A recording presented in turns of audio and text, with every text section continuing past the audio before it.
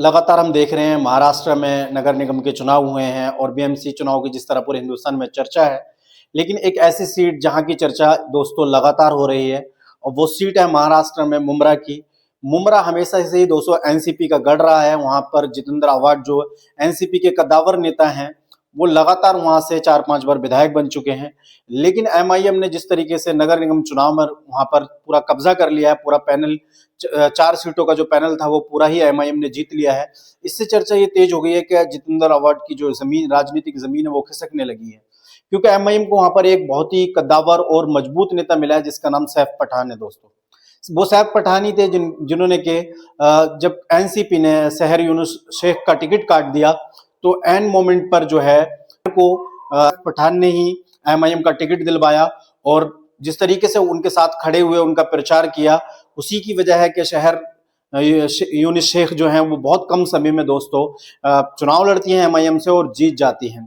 बुमरा में विधानसभा चुनाव भी सैफ पठान ने लड़ा, लेकिन जिस तरीके से दोस्तों उनको कामयाबी नहीं मिली, लेकिन वो अपने पीछे नहीं हटे, उससे उन्होंने लगातार मेहनत की और अब नगर निगम चुनाव में चारों जो वार्ड है वहां पर एमआईएम को उन्होंने जिता दिया है।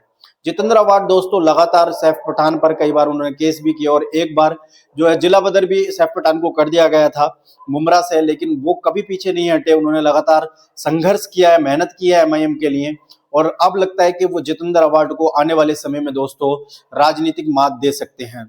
और जो हम दूसरी नेत्री की बात कर रहे हैं, शहर यूनुस शेख जो हैं, ये एमआईएम की दोस्तों काफी ज्यादा एक्टिव नेता बनकर उभरी हैं। जिस तरीके से पूरे महाराष्ट्र में नहीं बल्कि पूरे हिंदुस्तान में उनकी चर्चा है और उन्होंने कम समय में प्रचार किया और जिस तरीके से उन्होंने विरोधियों को निशाने पर लेते हुए अपना चुनाव प्रचार किया और जीत हासिल की, वो काफी ज्यादा चर्चा का विषय है दोस्तों।